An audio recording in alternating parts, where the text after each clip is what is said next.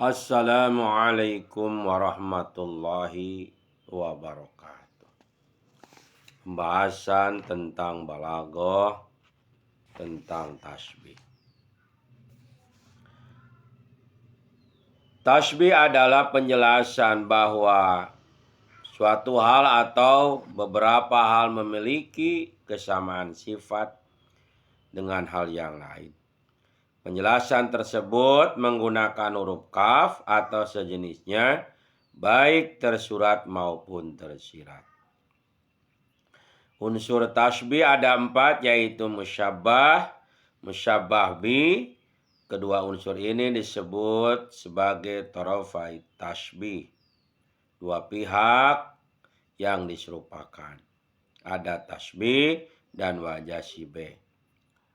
Wajah sibeh pada musyabbah bi disyaratkan lebih kuat dan lebih jelas daripada musyabbah. Contoh, rubba lailin ka'annahu subhu fil husni wa in kana aswadat toilasani. Seringkali malam itu indah bagaikan pagi meskipun sehitam toga. Musyabbah, domir pada kata ka'annahu yang kembali kepada kata al-lail. Musyabbah bihnya as-subhu pagi, ada tasbihnya ka'anna, wajah sibeh al-hus keindahan.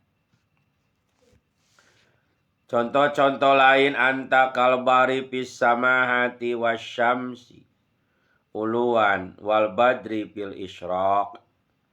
Kelapanganmu bagaikan lautan, ketinggianmu bagaikan matahari, dan cahaya romanmu kamu bagaikan bulan. Al-umru mislu dhaifi au kadhaifi laisa lahu iqamah. Umur itu bagaikan tamu atau mimpi, tidak memiliki kepastian. Kalamu fulan kasyahdi fil halawati.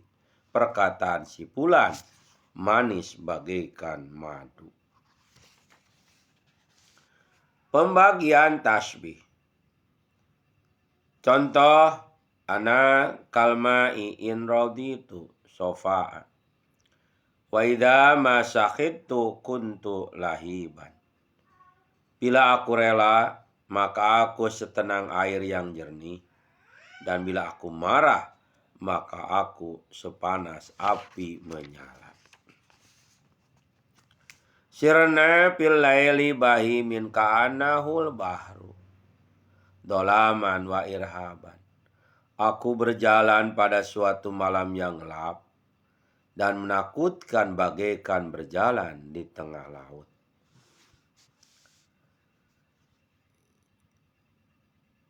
Ibnu Rumi menyatakan dalam meresapi nyanyian seorang penyanyi, faka'annahu ladzata sautihi wadabi baha sittatun tamasya bima papasilin nu'asi.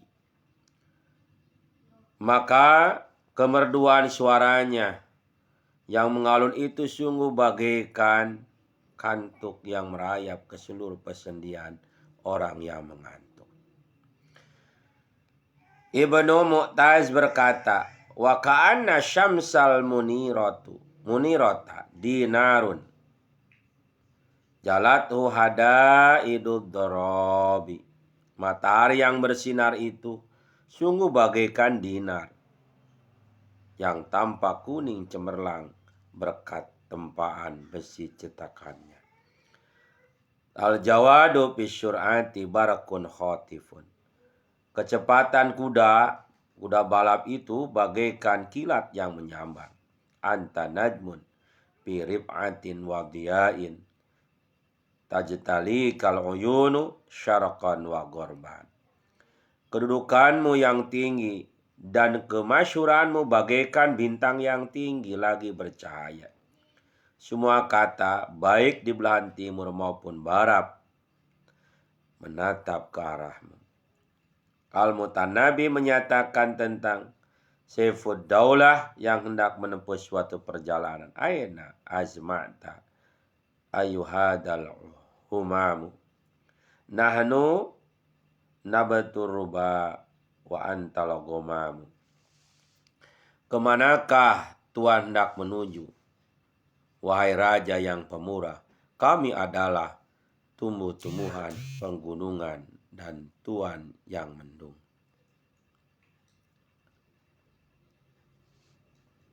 Dan Tuhan adalah mendung.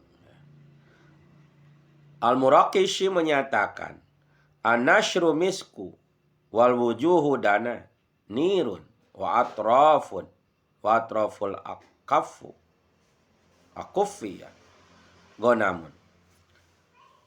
Baunya yang semerbak itu bak minyak kasturi, wajah-wajahnya yang berkilauan bak dinar, dan ujung-ujungnya telapak tangannya merah bak pacar. Dalam bait pertama, penyair menyerupakan dirinya dengan air jernih yang tenang dikala ia sedang rela, dan api yang bergejolak ketika marah, yakni sebagai suatu yang disukai namun berpengaruh. Dalam contoh syair kedua, malam yang gelap dan menakutkan diserupakan dengan laut. Bila kita perhatikan kedua tasbih di atas, pada keduanya itu ada tasbih disebutkan. Setiap tasbih dan ada tasbihnya disebutkan dinamakan tasbih mursal. Dan bila kita perhatikan lagi pada keduanya wajah sibehnya dijelaskan dan dirinci. Setiap tasbih yang demikian disebut tasbih mufassal. Pada contoh tasbih ketiga, Ibnu Rumi menggambarkan keindahan suara dan penampilan seorang penyanyi seakan-akan keindahannya itu menyusup ke seluruh tubuh seperti menyusupnya rasa kantuk ke seluruh bagian tubuh. Akan tetapi ia tidak menyebut wajah sibehnya. Dan hanya mengandalkan bahwa kita dapat menangkapnya sendiri, yakni memberi buayan dan hiburan sekaligus. Ibnu Mu'taj menyerupakan matahari ketika terbit dengan dinar yang baru saja selesai dicetak. Ia tidak menyebutkan wajah sibehnya, yakni warna kekuning-kuningan yang mengkilat. Kedua macam tasbih terakhir ini, yakni yang tidak disebut wajah sibehnya, disebut sebagai tasbih mujmal.